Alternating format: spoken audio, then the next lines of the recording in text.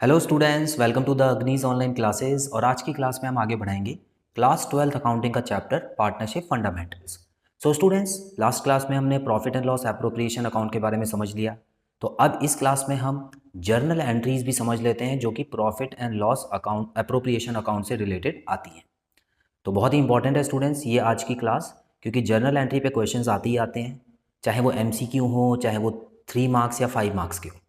और बहुत ही सिंपल है, ठीक है, कुछ भी मुश्किल नहीं है। बड़े ध्यान से समझना स्टूडेंट्स, मैं आपको रूल्स के साथ समझाऊंगा, ठीक है। तो स्टूडेंट्स, आपको इतना याद होगा कि हमने लास्ट क्लास में profit and loss appropriation account जब बनाया था तो वो कुछ इस तरीके का था। तो यहाँ पे मैं 2 साइडें बनाता हूँ, देखिए कुछ इस तरीके से, ठीक है। शॉर्ट में ही बना देता हूँ, अमाउंट की जगह नहीं बना रहा हूँ। तो यहाँ पर हमने देखा था कि जो भी प्रॉफिट, नेट प्रॉफिट ट्रांसफ़र होता है तो यहाँ पे आता है, और नेट लॉस अगर ट्रांसफ़र होता है तो यहाँ पे आता है। उसके बाद अगर पार्टनर को कुछ भी देना होता है तो वो सारी चीज़ें यहाँ आती हैं, ठीक है, क्योंकि वो कंपनी का खर्चा है।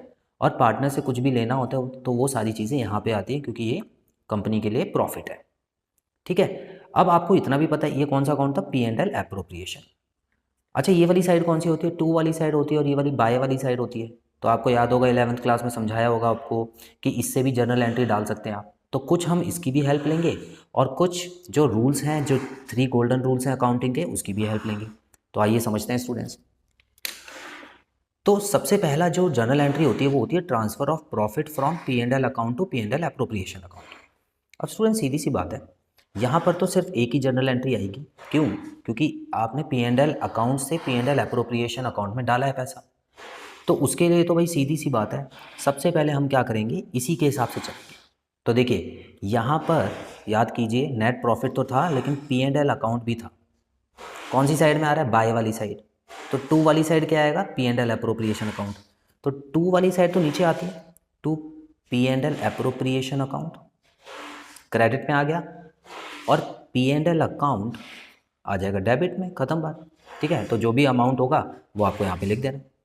तो इस तरीके से देखिए आप यहाँ पर बाय और टू का यूज़ करके भी बना सकते हैं।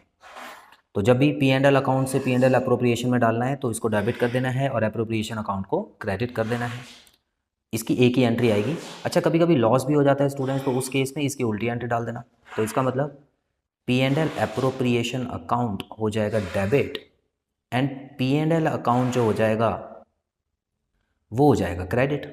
सिंपल है। चलिए अब देखिए, सबसे पहले हमने पढ़ा था कि भाई पार्टनर की सैलरी भी देनी होती है, कमीशन भी देना होता है। तो दोनों की जनरल एंट्री एक जैसी है, इसीलिए यहाँ पे एक ही चीज़ें लिखी हुई हैं, एक ही साथ लिख दिया है। तो अगर सैलरी हो तो सैलरी लिख देना, कमीशन हो तो कमीशन लिख देना। अच्छा, बाकी हर एंट्री में ना दो दो एंट्रीज पड़ेंगी। क्यों? देखिए, P&L अप्रोप्रिएशन अकाउंट की एक एंट्री पड़ेगी और दूसरी पड़ेगी पार्टनर्स कैपिटल अकाउंट की, ठीक है। तो पार्टनर कैपिटल अकाउंट जो हम आगे चल के सीखेंगे उसमें भी अमाउंट जाता है, क्योंकि पार्टनर को सैलरी मिली है तो उसके कैपिटल अकाउंट में तो ट्रांसफ़र होगी ना, उसका फ़ायदा होगा। लेकिन P&L अकाउंट में भी, एप्रोप्रिएशन अकाउंट में भी दिखाना पड़ेगा, क्योंकि उसको सैलरी वहाँ से मिली है। तो सबसे पहले हम कैपिटल अकाउंट वाली एंट्री करेंगे। तो इसका मतलब पहली एंट्री क्या हो जाएगी। अच्छा, ये भी हमको पता है स्टूडेंट्स कि सैलरी जो है वो क्या है, वो एक खर्चा है ना कंपनी के लिए। और पार्टनर को जब भी सैलरी मिलेगी तो कैपिटल अकाउंट क्या होगा, क्रेडिट होगा, क्योंकि जो वो है वो रिसीवर है। तो हमको पता है कि सॉरी, पार्टनर जो होता है वो तो गिवर होता है। इसको ऐसे समझना स्टूडेंट। देखिए सबसे पहले तो मैं आपको एंट्री डाल के दिखाता हूँ। तो यहाँ पर आप देखेंगे सबसे पहले आपको डालना है पार्टनर सैलरी अकाउंट डेबिट। अब जो भी पार्टनर होगा ना, चाहे वो A है B है, तो उसका नाम यहाँ पे लिखना है आपको, to partners, to partners capital या करेंट अकाउंट। अब जो भी अकाउंट आपको बुक में दिया होगा वो लिख देना। अब इसका कॉन्सेप्ट मैं आपको बता चुका हूँ स्टूडेंट्स। यहाँ पर आप देखिए, ये वहाँ यहाँ पे कौन सा रूल लगा हुआ है, कंपनी के लिए खर्चा है, तो इसका मतलब है debit all expense and losses. Partner के अकाउंट में पैसा जब भी जाता है तो वो हमेशा क्रेडिट होता है। क्यों? क्रेडिट द गिवर, हमको उसको पैसा और देना है ना। तो इसीलिए क्या हो गया है कि हमारे ऊपर उधार बढ़ गया है पार्टनर का। समझ लेते हैं कि उसने और हमारे ऊपर उधार चढ़ा दिया है, ठीक है। देखिए मान लेते हैं 1 लाख रुपए की कैपिटल थी उसकी, तो 1 लाख रुपए का अमाउंट हमारे ऊपर उधार था ना। लेकिन जैसे ही उसकी सैलरी, मान लेते हैं 20,000 रुपये की सैलरी और देनी है हमको, तो इसका मतलब है उसने हमको और उधार दे दिया, और उधार चढ़ा दिया हमारे ऊपर। तो ऐसे इसको समझिएगा, पार्टनर कैपिटल अकाउंट क्रेडिट में क्यों आता है। तो जैसे ही वो हमको और उधार दे रहा है यहाँ पर, ठीक है, हालांकि इन कैश नहीं दे रहा है, आई होप आप समझ पा रहे हैं इसको, ये उधार इनडायरेक्टली हमको दे रहा है क्योंकि हमारे ऊपर और उधार चढ़ गया है। पैसा तो 20,000 हमको देना पड़ेगा ना उसको, तो हमारे ऊपर और उधार चढ़ गया। तो जब भी हमारे ऊपर उधार चढ़ेगा स्टूडेंट्स, तो हमको उसको क्रेडिट में ही दिखाना है। तो पहली एंट्री समझ आई। चलिए सेकेंड एंट्री। अब पी एंड एल एप्रोप्रिएशन की एंट्री क्या पड़ेगी? तो आपको कुछ नहीं करना, ये जो पार्टनर सैलरी है ना, इसी को आपको दिखाना है और पी एंड एल एप्रोप्रिएशन पहले लिखना है,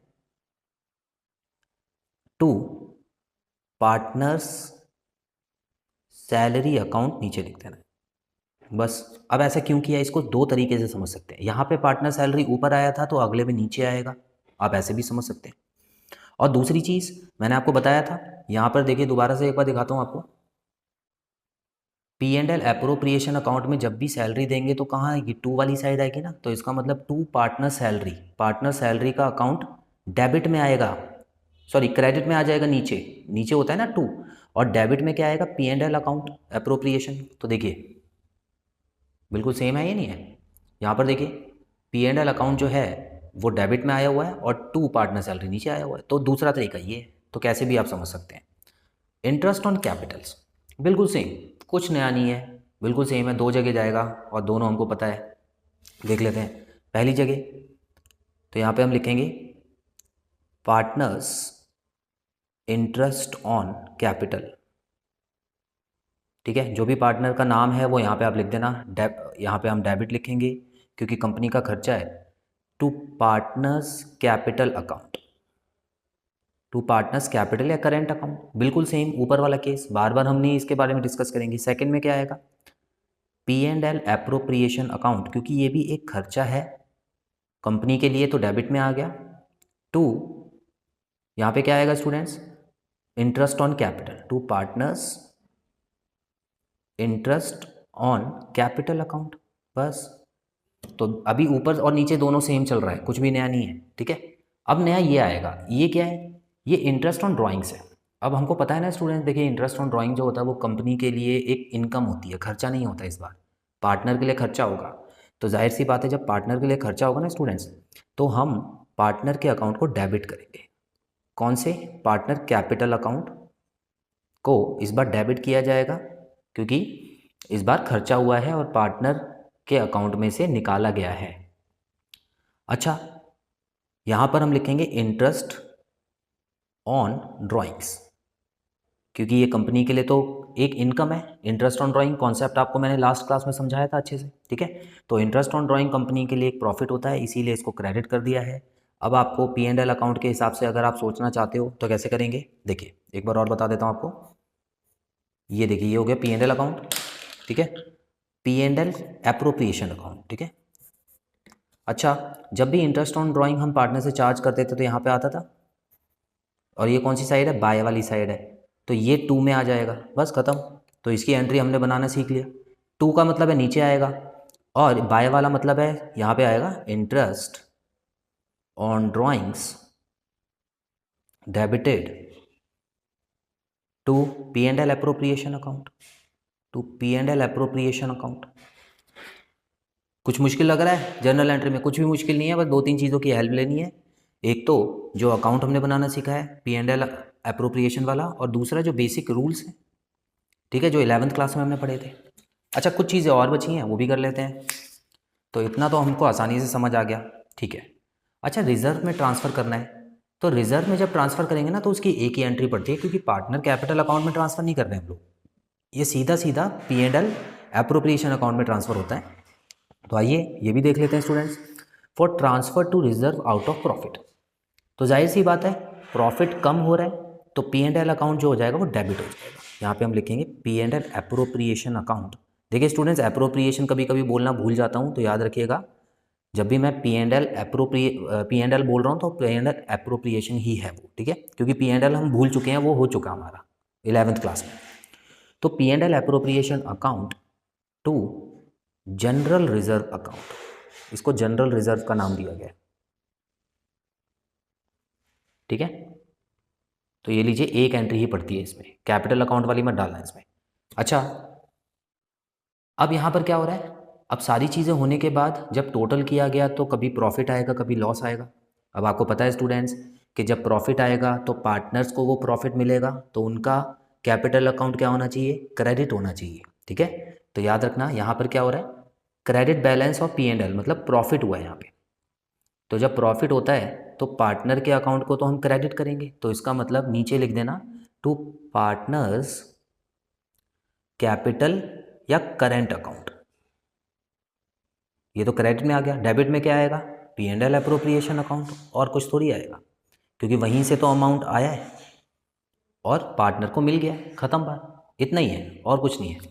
अच्छा, यहाँ पर देखिए, यहाँ पे लॉस हो गया इस बार। ठीक है, डेबिट बैलेंस जब भी आ जाए तो समझ लेना लॉस है, तो इसके उल्टी एंट्री डाल देंगे। क्या डालेंगे स्टूडेंट्स, पार्टनर्स कैपिटल अकाउंट को हम करेंगे डेबिट, कैपिटल या करेंट अकाउंट जो भी होगा वो आप देख लेना, तो इसको डेबिट करेंगे, यहाँ पे डेबिट लिखता हूँ, और टू P&L अप्रोप्रिएशन अकाउंट ये हो जाएगा क्रेडिट। ठीक है, तो इस तरह से स्टूडेंट्स आपको जर्नल एंट्री करनी है। सारी जर्नल एंट्री मैंने आपको अच्छे से बता दी है, और जब क्वेश्चन करेंगे स्टूडेंट्स तो और अच्छे से हम इन एंट्रीज़ को समझेंगे। तो आई होप स्टूडेंट्स आज की क्लास में कराया गया टॉपिक अच्छे से क्लियर है आपको। बहुत जल्द मिलते हैं नेक्स्ट क्लास में नए क्वेश्चंस के साथ। Till then bye bye.